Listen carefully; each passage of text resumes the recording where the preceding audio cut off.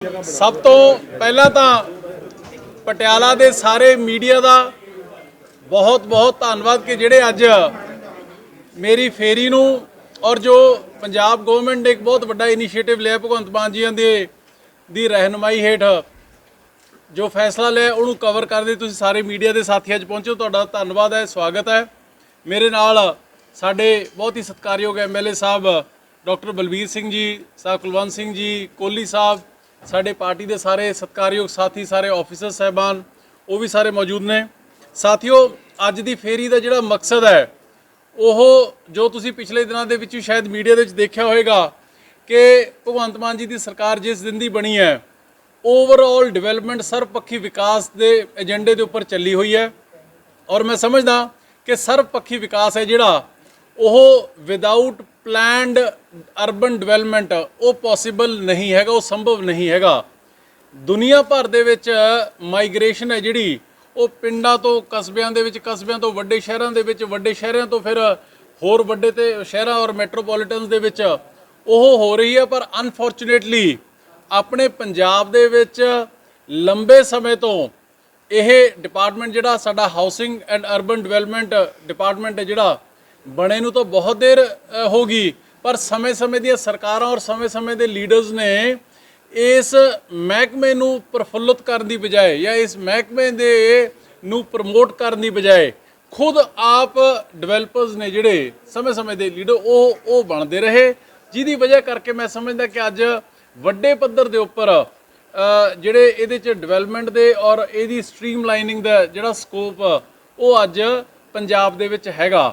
इसे चीज़ नूं मद्देनज़र रख के इसे चीज़ दी नूं समझदे होए भगवंत मान जी ने जिस दिन का मैनू ये महकमा संभाया मिनिस्टर बना के उस दिन तो ही साड़ियाँ प्लैनस बन रहे सीगे, उस दिन तो ही डिपार्टमेंट के इंटरनल मीटिंग्स ने जिहड़ियां वो चल रही सीगियां चंडीगढ़ लैवल के उपर। ते अज लोकां दी पल्स नूं समझण दे लई अज पंजाब दी पहले फेरी है जिहड़ी वो पहले दिन पटियाला डिवेलपमेंट अथॉरिटी तो शुरू की है, जिस दे तहत असी जो डिपार्टमेंट दी इंटरनल फंक्शनिंग है उहदे बारे भी सारी जांच पड़ताल है जिहड़ी कीती जाएगी। हुण तक दा सफ़र उन्हां दा किहो जिहा रहा डिपार्टमेंट दा पटियाला डिवेलपमेंट अथॉरिटी दा, की कुछ होर कीता जा सकदा सीगा या आउण वाले समय दे विच होर कुछ कीता की कुछ जाएगा इहदे बारे। उस तो बाद जिहड़ियां और इस तो इलावा जिहड़े डिवेलपर्स और कॉलोनाइजर्स ने उन्हां दे नाल मीटिंग होनी है, क्योंकि उन्हां दियां भी जो मुश्किलां डिपार्टमेंट ताईं सरकार ताईं जो हुण तक आउंदियां रहियां, जे उन्हां दी भी कोई खज्जल खुआरी हुई है या आम लोगों की भी खज्जल खुआरी हुई है, ये सारे प्रोसैस नूं समझण दे लई उन्हां नाल डिस्कस करन दे लई, क्योंकि जिथे प्रॉब्लम हुंदी है उत्थे ही उहदा सब तो वधिया सल्यूशन भी उत्थों ही निकल के आउंदा है। So after completing all preliminary meetings at Chandigarh Punjab का दौरा अज शुरू किया तो इस कॉन्टैक्स दे विच अज सारिਆਂ ਨੂੰ ਅਸੀਂ इनवाइट किया और जिहड़ी इंटरनल मीटिंग तो बाद खुला सद्दा सारे लोगों ਨੂੰ कि जिन्हां ਨੂੰ चाहे आपदे डिवेलपर तो कॉलोनाइजर तो ते चाहे डिपार्टमेंट तो गवर्नमेंट तो सरकार तो किसी तरीके की कोई मुश्किल आउंदी है वो तुसी सरकार दे साडे ध्यान दे विच लैके आओ। मान साहब दी हदायतां मुताबक उन्हां नूं पहल दे आधार दे उपर हल करके देना वो पंजाब दी सरकार दी वो मेरी ज़ाती तौर पर वो साडे महकमे हाउसिंग एंड अर्बन डिवेलपमेंट की वो जिम्मेवारी होएगी।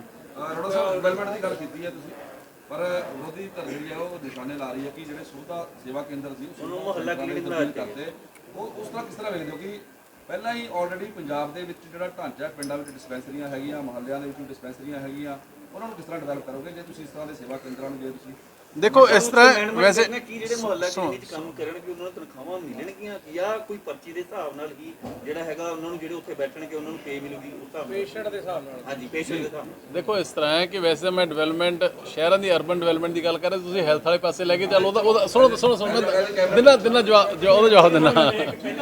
इस तरह सर एक मिनट पहले मैं जिन्हें साल जिन्हें मर्जी कर लियो मैं इत्थे हाँ किते नहीं आंदा। ਤੁਸੀਂ ਐਕਸਪਰਟ ਹੋ ਨਾ ਹਰ ਚੀਜ਼ 'ਚ। नहीं एक्सपर्ट नहीं है जी मैं चलो आप डाइवर्ट ना होइए जी। देखो इस तरह है ਕਿ ਤੁਸੀਂ ਕਿਹੜੇ ਵਿਰੋਧੀਆਂ ਦੀ ਗੱਲ ਕਰ ਰਹੇ ਹੋ? ਸਿਆਸੀ ਪਾਰਟੀਆਂ ਦੀ ਗੱਲ ਸਿਆਸੀ ਪਾਰਟੀਆਂ। ਇਹ ਉਹ ਸਿਆਸੀ ਪਾਰਟੀਆਂ ਦੇ ਲੋਕ ਸਵਾਲ ਕਰ ਰਹੇ ਨੇ ਜਿਨ੍ਹਾਂ ਨੇ 2250 ਸੇਵਾ ਕੇਂਦਰਾਂ ਦੇ ਵਿੱਚੋਂ ਇਕੱਲੇ 510 ਰੱਖੇ ਸੀਗੇ ਤੇ 1750 ਬਿਲਡਿੰਗਾਂ ਸੀਗੀਆਂ ਜਿਹੜੀਆਂ ਉਹ ਡਿਫੰਕਟ ਪਈਆਂ ਸੀਗੀਆਂ ਪਿਛਲੇ 4.5 ਪੌਣੇ 5 ਸਾਲਾਂ ਦੀਆਂ। ਤੁਹਾਡੇ ਧਿਆਨ ਦੇ ਵਿੱਚ ਹੋਏਗਾ, ਮੈਂ ਉਦੋਂ ਵੀ ਇਹ ਮਸਲਾ ਵਿਧਾਨ ਸਭਾ ਦੇ ਵਿੱਚ ਚੱਕਿਆ ਸੀਗਾ। ਹੁਣ ਉਹ ਬਿਲਡਿੰਗਾਂ ਜਿਹੜੀਆਂ ਲੋਕਾਂ ਦੇ ਪੈਸੇ ਨਾਲ ਪਿਛਲੀ ਤੋਂ ਪਿਛਲੀ ਸਰਕਾਰ ਨੇ ਬਣਾ ਦਿੱਤੀਆਂ ਤੇ ਹੁਣ ਉਹ ਨਸ਼ੇੜੀਆਂ ਦਾ ਅੱਡਾ ਬਣ ਮੇਰਾ ਜਵਾਬ ਲੈ ਲਓ, ਉਹ 'ਚ ਤੁਹਾਡਾ ਮਸਲਾ ਵੀ ਹੱਲ ਹੋ ਜਾਊਗਾ ਤੇ ਕਾਮਨ ਮਸਲਾ ਵੀ ਹੱਲ ਹੋ ਜਾਊਗਾ। ਆਹੀ ਮੁਸ਼ਕਲਾਂ, ਆਹੀ ਦਿੱਕਤਾਂ, ਆਹੀ ਸੂਰਤ ਹਾਲਾਤ ਨੂੰ ਬਦਲਣ ਦੇ ਲਈ ਮੈਂ ਅੱਜ ਇੱਥੇ ਆਇਆ ਤੇ ਇਹਦੇ ਲਈ ਤੁਹਾਡਾ ਮੁਸ਼ਕਲਾਂ ਨੇ ਜਿਹੜੀਆਂ ਉਹ ਵੀ ਦੱਸੋ, ਤੁਹਾਡੇ ਜਿਹੜੇ ਕੋਈ ਉਹਦੇ ਵਾਸਤੇ ਚੰਗੇ ਸੁਝਾਅ ਔਰ ਸੁਜੈਸ਼ਨ ਨੇ ਉਹ ਵੀ ਦੱਸੋ। ਆਲ ਸੁਜੈਸ਼ਨਸ ਆਰ ਮੋਸਟ ਵੈਲਕਮ ਤੇ ਇਹਨਾਂ ਮਸਲੇ ਨੂੰ ਬੜੀ ਜਲਦੀ ਹੱਲ ਕਰਾਂਗੇ ਅਸੀਂ। ਪੀਡੀ ਤੁਸੀਂ ਪਟਿਆਲੇ ਆਏ ਆ, ਪਟਿਆਲਾ ਡਿਵੈਲਪਮੈਂਟ ਅਥਾਰਟੀ ਦੇ ਵਿੱਚ ਨਾ ਕੋਈ ਰੈਗੂਲਰ ਸੀਏ ਹੈ। ਸੌਰੀ, ਪਟਿਆਲਾ ਡਿਵੈਲਪਮੈਂਟ ਅਥਾਰਟੀ ਵਿੱਚ ਨਾ ਕੋਈ ਚੀਫ ਐਡਮਿਨਿਸਟ੍ਰੇਟਰ ਰੈਗੂਲਰ ਹੈ, ਨਾ ਏਸੀ ਰੈਗੂਲਰ ਹੈ, ਨਾ ਐਕਸੀ ਨਾ ਐਸਸੀ। ਸਾਰੇ ਕੁਝ ਕੋਈ ਬਠਿੰਡੇ ਤੋਂ ਕਿਸੇ ਕੋਲ ਚਾਰਜ ਹੈ, ਡੀਸੀ ਮੈਡਮ ਕੋਲ ਸੀਏ ਦਾ ਚਾਰਜ ਹੈ। ਬਿਲਕੁਲ 1.5 ਸਾਲ ਤੋਂ ਕੰਮ ਠੱਪ ਪਿਆ ਪਟਿਆਲਾ ਪੀਡੀ ਦੇ। ਇਹਦੇ ਬਾਰੇ ਤੁਹਾਡਾ ਕੀ? ਇਹ ਜਿਵੇਂ ਮੈਂ ਤੁਹਾਨੂੰ ਪਹਿਲਾਂ ਦੱਸਿਆ ਕਿ ਲੰਬੇ ਸਮੇਂ ਤੋਂ ਪਿਛਲੀਆਂ ਸਰਕਾਰਾਂ ਦਾ ਇੰਟਰਸਟ ਉਦੋਂ ਦੇ ਲੀਡਰਾਂ ਦਾ ਇਹ ਰਿਹਾ ਹੈ ਕਿ at the caste of housing and urban development department ਉਹ ਆਪਦੀ ਡਿਵੈਲਪਮੈਂਟ ਸੀ ਜਿਹੜੀਆਂ ਉਹ ਕਰਦੇ ਰਹੇ, ਜਿਹਦੀ ਵਜ੍ਹਾ ਕਰਕੇ ਜਿਹੜਾ ਚਾਹੇ ਸੀਨੀਅਰ ਸਟਾਫ ਹੈ ਚਾਹੇ ਜੂਨੀਅਰ ਸਟਾਫ ਹੈ ਉਹਦੀ ਬੜੀ ਵੱਡੀ ਪੱਧਰ ਦੇ ਉੱਪਰ ਸ਼ਾਰਟੇਜ ਰਹੀ ਹੈ। ਇਹਦੇ ਬਾਰੇ ਅੱਜ ਤੋਂ 4 ਦਿਨ ਪਹਿਲਾਂ ਮਾਨ ਸਾਹਿਬ ਨਾਲ ਵੀ ਮੈਂ ਜਿਹੜੇ ਸੀਨੀਅਰ ਆਫੀਸਰਸ ਇਕੱਲੇ ਪੀਡੀਏ ਦੀ ਗੱਲ ਨਾ ਕਰੋ, ਪੂਰੇ ਪੰਜਾਬ ਦੇ ਵਿੱਚ I am running short of 8 officers senior officers, ਉਹਦੇ ਬਾਰੇ ਵੀ ਉਹਨਾਂ ਨੂੰ ਰਿਕੁਐਸਟ ਕਰ ਦਿੱਤੀ ਉਹ ਆ ਜਾਣਗੇ ਡਿਪਾਰਟਮੈਂਟ ਕੋਲੇ। ਔਰ ਚੰਗੀ ਖਾਸੀ ਵੱਡੇ ਪੱਧਰ ਦੇ ਉੱਪਰ ਵਰਕਫੋਰਸ ਹੈ ਜਿਹੜੀ ਉਹ ਜੂਨੀਅਰ ਲੈਵਲ ਤੇ ਵੀ ਉਹ ਅਸੀਂ ਰਿਕੁਇਜ਼ੀਸ਼ਨ ਭੇਜੀ ਹੋਈ ਹੈ ਸਰਕਾਰ ਕੋਲੋਂ। 2-3 ਮਹੀਨਿਆਂ ਦੇ ਵਿੱਚ ਉਹ ਸਟਾਫ ਸ਼ਾਰਟੇਜ ਵੀ ਸਾਰੀ ਪੂਰੀ ਹੋ ਗਈ। ਬੰਦੇ ਦਾ ਕੰਮ ਤਾਂ ਬੰਦੇ ਨੇ ਕਰਨਾ ਜੀ। ਇਹ ਸਾਰੇ officers I think maximum by another 1.5-2 months staff shortage ਪੂਰੀ ਹੋ ਜਾਏਗੀ ਤਾਂ ਕਿ ਲੋਕਾਂ ਨੂੰ ਡਿਲੀਵਰੀ ਚੰਗੀ ਕਰ ਸਕਣ।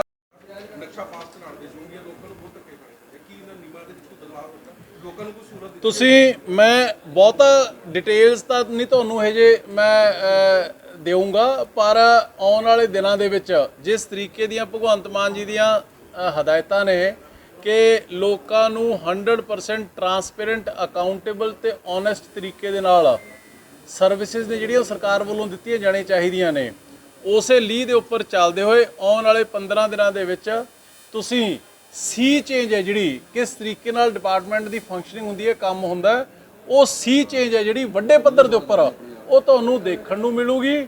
ਜਿਹੜੀ ਵਿਮਸ ਐਂਡ ਫੈਂਸੀਜ਼ ਚੱਲਦੀਆਂ ਨੇ ਨਾ ਜੀ ਅਫਸਰਾਂ ਦੀਆਂ ਜਾਂ ਮੁਲਾਜ਼ਮਾਂ ਦੀਆਂ ਕਿ ਆ ਮਰਜ਼ੀ ਤਾਂ ਕੰਮ ਕਰ ਦਿਓ, ਮਰਜ਼ੀ ਤਾਂ ਕੰਮ ਨਾ ਕਰੋ, ਉਹ ਕੰਮ ਬੰਦ ਹੋ ਜਾਊਗਾ। ਸਿਸਟਮ ਨੇ ਕੰਮ ਕਰਨਾ, ਕਿਸੇ ਦੀ ਮਰਜ਼ੀਆਂ ਨੇ ਕੰਮ ਨਹੀਂ ਕਰਨਾ ਹੈਗਾ। ਨਵਿਆਉਣਯੋਗ ਊਰਜਾ ਵਾਲਾ ਤੁਹਾਡੇ ਕੋਲ ਡਿਪਾਰਟਮੈਂਟ ਹੈ, ਡਿਪਾਰਟਮੈਂਟ ਪਾਵਰ ਦਾ ਨਵਿਆਉਣਯੋਗ ਊਰਜਾ ਦਾ ਤੁਹਾਡੇ ਕੋਲ, ਉਹਦੇ ਚ ਕੀ ਕਰ ਰਹੇ ਹੋ ਤੁਸੀਂ ਅੱਗੇ, ਕੀ ਹੈ ਤੁਸੀਂ ਦੇਖਦੇ ਚੱਲੋ ਜੀ ਉਹ 'ਚ ਵੱਡੇ ਪੱਧਰ ਦੇ ਉੱਪਰ ਕੰਮ ਹੈ ਜਿਹੜਾ ਨਹੀਂ ਕੋਈ ਵੱਡੇ ਪੱਧਰ ਦੀ ਕੋਈ ਕਿਸ ਤਰ੍ਹਾਂ ਦੀ ਤੁਹਾਡੇ ਦਿਮਾਗ ਤੁਸੀਂ ਉਹਦੇ 'ਚ ਜਿਹੜਾ ਰੀਨਿਊਏਬਲ એનર્ਜੀ ਦੇ ਵਿੱਚ ਜਿਹੜਾ ਸਕੋਪ ਹੈ ਉਹ ਚਾਹੇ ਬਾਇਓਮਾਸ ਦੇ ਵਿੱਚ ਹੈ ਪਰਾਲੀ ਤੋਂ ਬਿਜਲੀ ਬਣਾਉਣ ਦਾ ਤੇ ਚਾਹੇ ਸੋਲਰ ਤੋਂ ਹੈ। 2 ਪਾਵਰਾਂ ਹੋਰ ਵੀ ਹੁੰਦੀਆਂ ਨੇ, ਵਿੰਡ ਪਾਵਰ ਉਹਦਾ ਪੰਜਾਬ ਦੇ ਵਿੱਚ ਕਿਉਂਕਿ ਹਾਲਾਤ ਇਹ ਜਿਹੇ ਨੇ ਉਹ ਸਟੱਡੀ ਕਰ ਰਹੇ ਆ ਪਰ ਇੰਨਾ ਸਕੋਪ ਨਹੀਂ ਹੈ। ਅਰੋੜਾ ਸਾਹਿਬ ਪੰਜਾਬ ਇੱਕ ਮਿੰਟ ਭਾਈ ਸਾਹਿਬ ਇੱਕ ਸਵਾਲ ਤਾਂ ਦੋਲਾਂ ਕੰਪਲੀਟ ਤਾਂ ਕਰ ਲਵਾਂਗੇ ਜੀ। ਸੌਰੀ, ਇਹਦੇ ਵਿੱਚ ਵੱਡੇ ਪੱਧਰ ਦੇ ਉੱਪਰ ਅਸੀਂ ਟਾਰਗੇਟਸ ਨੇ ਜਿਹੜੇ ਉਹ ਫਿਕਸ ਕਰ ਚੁੱਕੇ ਆ ਤੇ ਆਉਣ ਵਾਲੇ ਦਿਨਾਂ ਦੇ ਵਿੱਚ ਬਹੁਤ ਵੱਡੇ ਇਨੀਸ਼ੀਏਟਿਵ ਨੇ ਜਿਹੜੇ ਉਹ ਤੁਹਾਨੂੰ ਇਸ ਦੇ ਵਿੱਚ ਦੇਖਣ ਨੂੰ ਮਿਲੇ ਕਿਉਂਕਿ ਪਾਵਰ ਸੈਕਟਰ ਦੇ ਵਿੱਚ ਬਹੁਤ ਵੱਡੇ ਰਿਫਾਰਮਸ ਦੀ ਲੋੜ ਹੈ। ਜਿਹੜੀਆਂ ਕਨਵੈਨਸ਼ਨਲ એનર્ਜੀ ਹੈ ਜਿਹੜੀ ਉਹ ਚਾਹੇ ਤੁਹਾਡੀ ਕੋਲੇ ਤੋਂ ਹੈ ਉਹ ਵੀ ਸਟਾਕਸ ਡਿਪਲੀਟ ਹੋ ਰਹੇ ਨੇ, ਉਹਦੇ ਨਾਲ ਜਿਹੜੀ 에ਅਰ ਪੋਲਿਊਸ਼ਨ ਹੈ ਉਹ ਹੋ ਰਹੀ ਹੈ। ਰੀਨਿਊਏਬਲ એનર્ਜੀ ਦੇ ਵਿੱਚ ਗਵਰਨਮੈਂਟ ਆਫ ਇੰਡੀਆ ਨੇ UN ਦੇ ਵਿੱਚ ਕਮਿਟਮੈਂਟਸ ਕੀਤੀਆਂ ਹੋਈਆਂ ਨੇ ਤੇ ਅਸੀਂ ਉਹਨਾਂ ਕਮਿਟਮੈਂਟਸ ਨੂੰ ਪੂਰਾ ਕਰਕੇ ਪੰਜਾਬ ਨੂੰ ਰੀਨਿਊਏਬਲ એનર્ਜੀ ਪਹਿਲੇ ਨੰਬਰ ਤੇ ਆਉਣ ਵਾਲੇ ਸਮੇਂ 'ਚ ਲੈ ਕੇ ਜਾਵਾਂਗੇ ਤੇ ਉਹ ਸਾਡੇ ਮਹਿਕਮੇ ਹਾਊਸਿੰਗ ਐਂਡ ਅਰਬਨ ਡਿਵੈਲਪਮੈਂਟ ਦੀ ਉਹ ਜ਼ਿੰਮੇਵਾਰੀ ਹੋਏਗੀ। ਅਰੋੜਾ ਸਾਹਿਬ ਡਿਵੈਲਪਮੈਂਟ ਦੀ ਗੱਲ ਕੀਤੀ ਹੈ ਤੁਸੀਂ, ਪਰ ਵਿਰੋਧੀ ਧਿਰ ਜਿਹੜੀ ਹੈ ਉਹ ਨਿਸ਼ਾਨੇ ਲਾ ਰਹੀ ਹੈ ਕਿ ਜਿਹੜੇ ਸੋਧਾ ਸੇਵਾ ਕੇਂਦਰ ਸੀ ਉਹਨੂੰ ਮੁਹੱਲਾ ਕਲੀਨਿਕ ਕਰਤੇ, ਉਹ ਉਸ ਤਰ੍ਹਾਂ ਕਿਸ ਤਰ੍ਹਾਂ ਵੇਖਦੇ ਹੋ ਕਿ ਪਹਿਲਾਂ ਹੀ ਆਲਰੇਡੀ ਪੰਜਾਬ ਦੇ ਵਿੱਚ ਜਿਹੜਾ ਢਾਂਚਾ ਹੈ, ਪਿੰਡਾਂ ਵਿੱਚ ਡਿਸਪੈਂਸਰੀਆਂ ਹੈਗੀਆਂ, ਮੁਹੱਲਿਆਂ ਦੇ ਵਿੱਚ ਡਿਸਪੈਂਸਰੀਆਂ ਹੈਗੀਆਂ, ਉਹਨਾਂ ਨੂੰ ਕਿਸ ਤਰ੍ਹਾਂ ਡਿਵੈਲਪ ਕਰੋਗੇ ਜੇ ਤੁਸੀਂ ਇਸ ਤਰ੍ਹਾਂ ਦੇ ਸੇਵਾ ਕੇਂਦਰਾਂ ਨੂੰ ਜੇ ਤੁਸੀਂ ਦੇਖੋ ਇਸ ਤਰ੍ਹਾਂ ਵੈਸੇ ਕੀ ਜਿਹੜੇ ਮੁਹੱਲਾ ਕਲੀਨਿਕ ਚ ਕੰਮ ਕਰਨਗੇ ਉਹਨਾਂ ਨੂੰ ਤਨਖਾਹਾਂ ਮਿਲਣਗੀਆਂ ਜਾਂ ਕੋਈ ਪਰਚੀ ਦੇ ਹਿਸਾਬ ਨਾਲ ਹੀ ਜਿਹੜਾ ਹੈਗਾ ਉਹਨਾਂ ਨੂੰ ਜਿਹੜੇ ਉੱਥੇ ਬੈਠਣਗੇ ਉਹਨਾਂ ਨੂੰ ਪੇ ਮਿਲੂਗੀ ਉਸ ਹਿਸਾਬ ਨਾਲ ਪੇਸ਼ੈਂਟ ਦੇ ਹਿਸਾਬ ਨਾਲ? ਹਾਂਜੀ ਪੇਸ਼ੈਂਟ ਦੇ ਹਿਸਾਬ ਨਾਲ। ਦੇਖੋ ਇਸ ਤਰ੍ਹਾਂ ਹੈ ਕਿ ਵੈਸੇ ਮੈਂ ਡਿਵੈਲਪਮੈਂਟ ਸ਼ਹਿਰਾਂ ਦੀ ਅਰਬਨ ਡਿਵੈਲਪਮੈਂਟ ਦੀ ਗੱਲ ਕਰ ਰਹੇ, ਤੁਸੀਂ ਹੈਲਥ ਵਾਲੇ ਪਾਸੇ ਲੈ ਕੇ ਚੱਲ, ਉਹਦਾ ਸੁਣੋ ਮੈਂ ਦਿਨਾਂ ਜਵਾਬ ਦਿੰਦਾ। ਇਸ ਤਰ੍ਹਾਂ ਸਰ ਇੱਕ ਮਿੰਟ ਪਹਿਲੇ ਇੱਕ ਜਵਾਬ, ਮੈਂ ਜਿਹਨੇ ਮਰਜ਼ੀ ਕਰ ਲਿਓ, ਮੈਂ ਇੱਥੇ ਹਾਂ, ਕਿਤੇ ਨਹੀਂ ਜਾਂਦਾ। ਤੁਸੀਂ ਐਕਸਪਰਟ ਹੋ ਨਾ ਹਰ ਚੀਜ਼ 'ਚ ਤਾਂ ਨਹੀਂ ਐਕਸਪਰਟ ਨਹੀਂ ਹੈਗਾ ਜੀ ਮੈਂ ਚਲੋ ਆਪਾਂ ਡਾਇਵਰਟ ਨਾ ਹੋਈਏ ਜੀ। ਦੇਖੋ ਇਸ ਤਰ੍ਹਾਂ ਹੈ ਕਿ ਤੁਸੀਂ ਕਿਹੜੇ ਵਿਰੋਧੀਆਂ ਦੀ ਗੱਲ ਕਰ ਰਹੇ ਹੋ? ਸਿਆਸੀ ਪਾਰਟੀਆਂ ਦੀ ਗੱਲ ਸਿਆਸੀ ਪਾਰਟੀਆਂ। ਇਹ ਉਹ ਸਿਆਸੀ ਪਾਰਟੀਆਂ ਦੇ ਲੋਕ ਸਵਾਲ ਕਰ ਰਹੇ ਨੇ ਜਿਨ੍ਹਾਂ ਨੇ 2200 ਸੇਵਾ ਕੇਂਦਰਾਂ ਦੇ ਵਿੱਚੋਂ ਇਕੱਲੇ 510 ਰੱਖੇ ਸੀਗੇ ਤੇ 1750 ਬਿਲਡਿੰਗਾਂ ਸੀਗੀਆਂ ਜਿਹੜੀਆਂ ਉਹ ਡਿਫੰਕਟ ਪਈਆਂ ਸੀਗੀਆਂ ਪਿਛਲੇ 4.5 ਪੌਣੇ 5 ਸਾਲਾਂ ਦੀਆਂ। ਤੁਹਾਡੇ ਧਿਆਨ ਦੇ ਵਿੱਚ ਹੋਏਗਾ, ਮੈਂ ਉਦੋਂ ਵੀ ਇਹ ਮਸਲਾ ਵਿਧਾਨ ਸਭਾ ਦੇ ਵਿੱਚ ਚੱਕਿਆ ਸੀਗਾ। ਹੁਣ ਉਹ ਬਿਲਡਿੰਗਾਂ ਜਿਹੜੀਆਂ ਲੋਕਾਂ ਦੇ ਪੈਸੇ ਨਾਲ ਪਿਛਲੀ ਤੋਂ ਪਿਛਲੀ ਸਰਕਾਰ ਨੇ ਬਣਾ ਦਿੱਤੀਆਂ ਤੇ ਹੁਣ ਉਹ ਨਸ਼ੇੜੀਆਂ ਦਾ ਅੱਡਾ ਬਣ ਚੁੱਕੀਆਂ ਸੀਗੀਆਂ ਬਿਲਡਿੰਗਾਂ, ਉਹਦੀ ਬਰਬਾਦੀ ਹੋ ਰਹੀ ਸੀ, ਉਹ ਢਹਿ ਢੇਰੀ ਹੋ ਰਹੀਆਂ ਸੀਗੀਆਂ। ਜੇ ਉਹਨਾਂ ਨੂੰ ਲੋਕਾਂ ਨੂੰ ਪ੍ਰਾਇਮਰੀ ਹੈਲਥ ਕੇਅਰ ਦੇਣ ਦੇ ਲਈ ਜੇ ਉਹਨਾਂ ਨੂੰ ਮੁਹੱਲਾ ਕਲੀਨਿਕ ਦੇ ਵਿੱਚ ਡਿਵੈਲਪ ਕੀਤਾ ਜਾ ਰਿਹਾ ਤੇ ਵਿਰੋਧੀਆਂ ਨੂੰ ਤਕਲੀਫ ਕਿਉਂ ਹੋ ਰਹੀ ਹੈ? ਸੋ ਮੇਰੇ ਕਹਿਣ ਦਾ ਮਤਲਬ ਇਹ ਹੈ ਕਿ ਕਿਸੇ ਵੀ ਵੈਲਫੇਅਰ ਸਟੇਟ ਦੇ ਵਿੱਚ ਵਰਲਡ ਓਵਰ ਦੁਨੀਆ ਭਰ ਦੇ ਵਿੱਚ ਹੈਲਥ ਔਰ ਐਜੂਕੇਸ਼ਨ ਹੈ ਜਿਹੜਾ ਉਹ ਸਰਕਾਰ ਦੀ ਜ਼ਿੰਮੇਵਾਰੀ ਹੁੰਦਾ ਦੇਣਾ, ਔਰ ਹੁੰਦਾ ਵੀ ਇਹ at the door step of people ਹੈ। ਲੋਕਾਂ ਦੇ ਘਰ ਦੇ ਬਾਹਰ ਮੀਨਸ ਵੀ 2-3-4 ਕਿਲੋਮੀਟਰ ਦੇ ਅੰਦਰ ਲੋਕਾਂ ਨੂੰ ਜਦੋਂ ਤੱਕ ਹੈਲਥ ਔਰ ਐਜੂਕੇਸ਼ਨ ਚੰਗੀ ਨਹੀਂ ਮਿਲੂਗੀ ਉਦੋਂ ਤੱਕ ਸਮਾਜ ਦੀ ਸਿਰਜਣਾ ਸੰਭਵ ਨਹੀਂ ਹੈਗੀ। ਸੋ ਇਸ ਕਰਕੇ ਇਹ ਇੱਕ ਲੈਂਡਮਾਰਕ ਇਨੀਸ਼ੀਏਟਿਵ ਹੈ। ਅੱਜ ਤੁਸੀਂ ਵਿਰੋਧੀਆਂ ਦੇ ਕਹੇ ਕਰਕੇ ਤੁਸੀਂ ਅੱਜ ਸਵਾਲ ਮੈਨੂੰ ਭਾਈ ਸਾਹਿਬ ਕਰ ਰਹੇ ਹੋ, ਸਾਡਾ ਜਵਾਬ ਦੇਣਾ ਫਰਜ਼ ਹੈ, ਪਰ ਆਉਣ ਵਾਲੇ 4 ਸਾਲਾਂ ਬਾਅਦ ਤੁਸੀਂ ਆਪ ਇਸ ਗੱਲ ਦੀ ਤਾਰੀਫ ਕਰੋਗੇ ਕਿ ਜੋ ਬਣਦੇ ਸਾਰ ਭਗਵੰਤ ਮਾਨ ਜੀ ਦੀ ਸਰਕਾਰ ਨੇ ਫੈਸਲਾ ਲਿਆ ਸੀਗਾ ਹੈਲਥ ਔਰ ਐਜੂਕੇਸ਼ਨ ਡੋਰ ਸਟੈਪ ਤੇ ਦੇਣ ਦਾ, ਉਹ ਇੱਕ ਬੇਮਿਸਾਲ ਫੈਸਲਾ ਸੀਗਾ। ਤੁਸੀਂ ਕਲੋਨੀਆਂ ਦੀ ਗੱਲ ਕੀਤੀ ਹੈ, ਸ਼ਹਿਰਾਂ ਦੇ ਵਿੱਚ ਇਦਾਂ ਦਾ ਹਾਲਾਤ ਆ ਵੀ ਪਿੰਡਾਂ ਨਾਲ ਨੇ ਤੇ ਇੱਕ ਸ਼ਹਿਰ ਦੀ ਵੱਡੀ ਸਮੱਸਿਆ ਸਾਰੇ ਸ਼ਹਿਰਾਂ ਦੇ ਵਿੱਚ ਨਿਕਾਸੀ ਦਾ ਤੁਸੀਂ ਦੇਖਿਆ ਕਿ ਹੁਣ ਕੀ ਹਾਲਾਤ ਰਹੇ ਨੇ। ਮਤਲਬ ਇਹ ਪਲਾਨ ਜਿਹੜਾ ਨਹੀਂ ਸੀ, ਮਰਜ਼ੀ ਦਾ ਸਿਸਟਮ ਸੀਗਾ, ਉਹਨੂੰ ਤੁਸੀਂ ਕਿਵੇਂ ਹੁਣ ਤੱਕ ਸੋਚਦੇ ਹੋ ਵੀ ਉੱਥੇ ਤੁਸੀਂ ਕਿਸ ਤਰ੍ਹਾਂ ਦੀ ਰੋਕਾਂ ਲਾਣੀਆਂ ਨੇ? ਸੈਕੰਡ ਸਵਾਲ ਸਾਡਾ ਵੀ, ਸਾਰੇ ਪੱਤਰਕਾਰ ਬੈਠੇ ਨੇ, ਤੁਸੀਂ ਸਾਡੇ ਮੰਤਰੀ ਹੋ, ਸਾਡੇ ਲਈ ਵੀ ਕੀ ਕਰੋਗੇ? ਕੀ ਪਲਾਨ ਤੁਹਾਡਾ ਸਰਕਾਰ ਦਾ ਸਭ ਤੋਂ ਵੱਡਾ? ਦੇਖੋ ਇਸ ਤਰ੍ਹਾਂ ਹੈ ਕਿ ਜਿਹੜੀ ਤੁਸੀਂ ਗੱਲ ਕੀਤੀ ਹੈ ਸ਼ਹਿਰਾਂ ਦੇ ਜੋ ਸੂਰਤ ਹਾਲ ਨੇ ਉਹਦੀ ਗੱਲ ਕੀਤੀ ਹੈ, ਇਹਨਾਂ ਨੂੰ ਸੁਧਾਰਨ ਦੇ ਲਈ ਹੀ ਸਰਕਾਰ ਪਹਿਲੇ ਦਿਨ ਤੋਂ ਲੱਗੀ ਹੋਈ ਹੈ। ਇਹਨਾਂ ਨੂੰ ਸੁਧਾਰਨ ਦੇ ਲਈ ਹੀ ਮੈਂ ਅੱਜ ਆਪ ਇੱਥੇ ਚੱਲ ਕੇ ਆਇਆ ਤਾਂ ਕਿ ਲੋਕਾਂ ਤੋਂ ਜਦੋਂ ਤੱਕ problem for the horse mouth ਨਹੀਂ ਪਤਾ ਲੱਗੂਗੀ ਉਦੋਂ ਤੱਕ ਉਹਦਾ ਸੋਲੂਸ਼ਨ ਨਹੀਂ ਨਿਕਲਣਾ ਹੈਗਾ। ਇਹ ਸਾਰੇ ਕੰਟੈਕਸਟ ਦੇ ਵਿੱਚ ਅੱਜ ਤੋਂ 4 ਦਿਨ ਪਹਿਲਾਂ ਵੀ ਮੇਰੀ health minister local government minister Inderbir Singh Nijjar ਸਾਹਿਬ ਦੀ ਔਰ ਸਾਡੇ ਦੋਨੋਂ ਸੈਕਟਰੀਜ਼ ਦੀ ਉਹ ਮੀਟਿੰਗ ਹੋਈ ਸੀਗੀ। ਔਰ ਆਉਣ ਵਾਲੇ ਸਮੇਂ ਦੇ ਵਿੱਚ ਇਹ ਤੁਸੀਂ ਡਰਾਸਟਿਕ ਚੇਂਜਸ ਨੇ ਜਿਹੜੀਆਂ ਉਹ ਚਾਹੇ ਗਵਰਨਮੈਂਟ ਲੈਵਲ ਦੇ ਉੱਪਰ ਹੋਵੇ ਤੇ ਚਾਹੇ ਗਰਾਊਂਡ ਲੈਵਲ ਦੇ ਉੱਪਰ ਹੋਵੇ, ਉਹ ਤੁਹਾਨੂੰ ਦੇਖਣ ਨੂੰ ਮਿਲਣਗੀਆਂ। ਨੰਬਰ 1। ਨੰਬਰ 2, ਤੁਸੀਂ ਮੀਡੀਆ ਦੀ ਗੱਲ ਕੀਤੀ। ਮੀਡੀਆ ਚੌਥਾ ਪਿਲਰ ਹੈ ਡੈਮੋਕ੍ਰੇਸੀ ਦਾ। ਮੀਡੀਆ ਤੋਂ ਬਿਨਾ ਡੈਮੋਕ੍ਰੇਸੀ ਔਰ ਸਮਾਜ ਸਰਕਾਰ ਸੰਭਵ ਨਹੀਂ ਹੈਗੀ। ਮੈਂ ਪਹਿਲੇ ਦਿਨ ਤੋਂ ਕਹਿੰਦਾ ਆ ਰਿਹਾ ਕਿ ਤੁਹਾਡੇ ਵੀ ਜਿਹੜੇ ਕੋਈ ਇਸ਼ੂਜ਼ ਹੈਗੇ ਉਹਦੇ ਬਾਰੇ ਵੀ ਲਗਾਤਾਰ ਕੰਟੀਨਿਊਸ ਮੀਟਿੰਗ ਨੇ ਜਿਹੜੀਆਂ ਉਹ ਚੱਲ ਰਹੀਆਂ ਨੇ। ਆਪਣੀ ਸਾਰਿਆਂ ਦੀ ਜ਼ਿੰਮੇਵਾਰੀ ਬਣਦੀ ਹੈ ਕਿ ਲੋਕਾਂ ਨੂੰ ਬੜੀ ਟਰਾਂਸਪੇਰੈਂਟ ਅਕਾਊਂਟੇਬਲ ਰਿਪੋਰਟਿੰਗ ਹੈ ਜਿਹੜੀ ਉਹ ਦਈਏ। ਤੁਹਾਡੇ ਵੀ ਜਿਹੜੇ ਕੁਝ ਇਸ਼ੂਜ਼ ਜੋ ਵੀ ਹੈਗੇ, ਚੰਡੀਗੜ੍ਹ ਵੀ ਕਈ ਮੀਟਿੰਗਾਂ ਹੋਈਆਂ ਨੇ, ਉਹ ਤੁਸੀਂ ਸਾਡੇ ਧਿਆਨ ਦੇ ਵਿੱਚ ਲੈ ਕੇ ਆਓ। ਜੋ ਵੀ ਜਾਇਜ਼, ਸਹੀ ਔਰ ਡੈਮੋਕ੍ਰੇਸੀ ਨੂੰ ਔਰ ਤੁਹਾਡੀ ਪੱਤਰਕਾਰਿਤਾ ਨੂੰ ਸਟਰੈਂਥਨ ਮਜ਼ਬੂਤ ਕਰਨ ਵਾਲੇ ਕੰਮ ਹੋਣਗੇ, ਮਸਲੇ ਹੋਣਗੇ। ਕੋਈ ਮੀਟਿੰਗ ਤੁਸੀਂ ਰੱਖੀ ਅੱਗੇ ਜਿੱਦਾਂ ਤੁਸੀਂ ਬਾਕੀ ਸਾਰੇ ਜਨਤਾ ਨੂੰ ਪੁੱਛਦੇ ਹੋ ਕਿ ਤੁਹਾਨੂੰ ਕੀ ਚਾਹੀਦਾ, ਇਦਾਂ ਦੀ ਕੋਈ? ਦੇਖੋ ਇਸ ਤਰ੍ਹਾਂ ਹੈ ਕਿ ਇਹਦੇ ਬਾਰੇ ਜਿਹੜੀ ਆਫ ਐਂਡ ਔਨ ਜਰਨਲਿਸਟ ਜਿਹੜੇ ਉਹ ਸਾਰੇ ਚੰਡੀਗੜ੍ਹ ਆ ਕੇ ਮੇਰੇ ਕੋਲ ਮਿਲ ਜਾ ਰਹੇ ਕਿਉਂਕਿ ਜ਼ਿਆਦਾ ਉੱਥੇ ਬੇਸ ਨੇ। ਚੰਡੀਗੜ੍ਹ ਵਾਲੀ ਤੇ ਪੰਜਾਬ ਦੇ ਹੋਰ ਸ਼ਹਿਰਾਂ ਦੀ ਬਿਲਕੁਲ ਡਿਫਰੈਂਟ ਹੈ ਪੱਤਰਕਾਰਾਂ ਦੀ ਸਮੱਸਿਆ। ਭਾਈ ਸਾਹਿਬ ਮੇਰੀ ਸੁਣ ਤਾਂ ਲਓ, ਮੈਂ ਜਿੱਦ ਦਾ ਮੰਤਰੀ ਬਣਿਆ ਅੱਜ ਫੀਲਡ ਦੇ ਵਿੱਚ ਆਪਦੇ ਮਹਿਕਮੇ ਨੂੰ ਲੈ ਕੇ ਮੈਂ ਪਹਿਲੀ ਵਾਰੀ ਨਿਕਲਿਆ। ਆਉਣ ਸਾਰ ਸਭ ਤੋਂ ਪਹਿਲਾਂ ਮੈਂ ਤੁਹਾਡੇ ਕੋਲੇ ਆ ਗਿਆ। ਸੋ ਤੁਹਾਡੇ ਬਾਕੀ ਮੀਟਿੰਗਾਂ ਸਾਰੀਆਂ ਬਾਅਦ 'ਚ ਨੇ। ਤੁਹਾਡੇ ਜੋ ਵੀ ਮਸਲੇ ਹੈਗੇ ਭਗਵੰਤ ਮਾਨ ਜੀਆਂ ਦੇ, ਪੰਜਾਬ ਸਰਕਾਰ ਦੇ। ਮੇਰੇ ਦਰਵਾਜ਼ੇ ਤੁਹਾਡੇ ਲਈ ਹਮੇਸ਼ਾ ਖੁੱਲ੍ਹੇ ਨੇ। ਤੁਸੀਂ ਆਪਦੇ ਜਾਇਜ਼ ਪੋਜ਼ਿਟਿਵ ਪ੍ਰੋਡਕਟਿਵ ਮਸਲੇ ਨੇ ਜਿਹੜੇ ਉਹ ਲੈ ਕੇ ਆਓ, ਉਹ ਪਹਿਲ ਦੇ ਆਧਾਰ ਤੇ ਹੱਲ ਕਰਾ ਕੇ ਦਿਓ। 5 ਲੱਖ ਦੀ ਇੰਸ਼ੋਰੈਂਸ ਸੀਗੀ ਸੀ, ਨਾਲ ਮੈਡੀਕਲ ਵੀ ਫ੍ਰੀ ਹੁੰਦਾ ਸੀ। ਪਿਛਲੀ ਸਰਕਾਰ ਨੇ ਜਰਨਲਿਸਟਾਂ ਨੂੰ 5 ਲੱਖ ਤੱਕ ਜਿਹੜੀ ਮੈਡੀਕਲ ਸਹੂਲਤਾਂ ਦਿੱਤੀਆਂ ਸੀ ਕਿ ਉਹ ਰੈਗੂਲਰ ਰਹਿਣਗੀਆਂ ਜਾਂ ਉਹਨੂੰ ਬੰਦ ਕਰਕੇ ਕੋਈ ਹੋਰ ਪਲਾਨ? ਕਿਹੜੀ ਜੀ? ਜਰਨਲਿਸਟਾਂ ਨੂੰ ਆਯੁਸ਼ਮਾਨ ਭਾਰਤ। ਜੀ ਜੀ ਆਯੁਸ਼ਮਾਨ ਭਾਰਤ ਦੀ ਪ੍ਰੋਬਲਮ ਇਹ ਹੈ ਜੀ, ਇਕੱਲੇ ਜਰਨਲਿਸਟਾਂ ਦਾ ਨਹੀਂ ਸੀਗਾ, ਜਿਹੜੇ ਉਹ ਲੈ ਕੇ ਆਓ, ਉਹ ਪਹਿਲ ਦੇ ਆਧਾਰ ਤੇ ਹੱਲ ਕਰਾ ਕੇ ਦਿਓ। 5 ਲੱਖ ਦੀ ਇੰਸ਼ੋਰੈਂਸ ਸੀਗੀ ਸੀ, ਨਾਲ ਮੈਡੀਕਲ ਵੀ ਫ੍ਰੀ ਹੁੰਦਾ ਸੀ। ਪਿਛਲੀ ਸਰਕਾਰ ਨੇ ਜਰਨਲਿਸਟਾਂ ਨੂੰ 5 ਲੱਖ ਤੱਕ ਜਿਹੜੀ ਮੈਡੀਕਲ ਸਹੂਲਤਾਂ ਦਿੱਤੀਆਂ ਸੀ ਕਿ ਉਹ ਰੈਗੂਲਰ ਰਹਿਣਗੀਆਂ ਜਾਂ ਉਹਨੂੰ ਬੰਦ ਕਰਕੇ ਕੋਈ ਹੋਰ ਪਲਾਨ? ਕਿਹੜੀ ਜੀ? ਜਰਨਲਿਸਟਾਂ ਨੂੰ ਆਯੁਸ਼ਮਾਨ ਭਾਰਤ। ਜੀ ਜੀ ਆਯੁਸ਼ਮਾਨ ਭਾਰਤ ਦੀ ਪ੍ਰੋਬਲਮ ਇਹ ਹੈ ਜੀ, ਇਕੱਲੇ ਜਰਨਲਿਸਟਾਂ ਦਾ ਨਹੀਂ ਸੀਗਾ ਭਾਈ ਸਾਹਿਬ, ਉਹ ਬਾਕੀ ਵੀ ਜਿਹੜੇ, ਕਿਉਂਕਿ ਇਹ ਪਿਛਲੀ ਸਰਕਾਰ ਦੇ ਸਮੇਂ ਜਿੰਨਾ ਕੁ ਮੈਨੂੰ ਪਤਾ ਹੈ, ਮੈਂ ਗਲਤ ਵੀ ਹੋ ਸਕਦਾ, ਜਿੰਨਾ ਕੁ ਮੈਨੂੰ ਪਤਾ ਉਹ ਇਹ ਹੈ ਕਿ ਪਿਛਲੀ ਸਰਕਾਰ ਨੇ ਜਿਹੜਾ ਜਿੱਥੋਂ ਇੰਸ਼ੋਰੈਂਸ ਹੁੰਦੀ ਸੀਗੀ ਉਹਨਾਂ ਦਾ ਜਿਹੜਾ ਪ੍ਰੀਮੀਅਮ ਵਗੈਰਾ ਉਹ ਨਹੀਂ ਚੁਕਾਇਆ ਸੀਗਾ, ਜਿਹਦੀ ਵਜ੍ਹਾ ਕਰਕੇ ਇਹ ਸਕੀਮਾਂ ਜਿਹੜੀਆਂ ਬੰਦ ਹੋਈਆਂ ਪਈਆਂ ਨੇ। ਤੁਸੀਂ ਇਕੱਲੇ ਜਰਨਲਿਸਟਾਂ ਦੀ ਗੱਲ ਕਿਉਂ ਕਰਦੇ ਹੋ? ਸਾਡੇ ਤਾਂ ਸਾਡੀ ਪਾਰਟੀ ਦਾ, ਸਾਡੀ ਸਰਕਾਰ ਦਾ ਮਾਡਲ ਹੀ free world class education and health care to all ਹੈ। ਦਿੱਲੀ ਦੇ ਵਿੱਚ ਵੀ ਇਹੀ ਮਾਡਲ ਹੈ ਤੇ ਇਹੀ ਪੰਜਾਬ ਦੇ ਵਿੱਚ ਵੀ ਤੇ ਲਾਗੂ ਹੋਏਗਾ, ਔਰ ਉਹਦੇ ਵਿੱਚ ਪੱਤਰਕਾਰ ਵੀ definitely on a very higher ladder ਉਹ ਇਨਕਲੂਡਡ ਹੋਣਾ। ਅਰੋੜਾ ਸਾਹਿਬ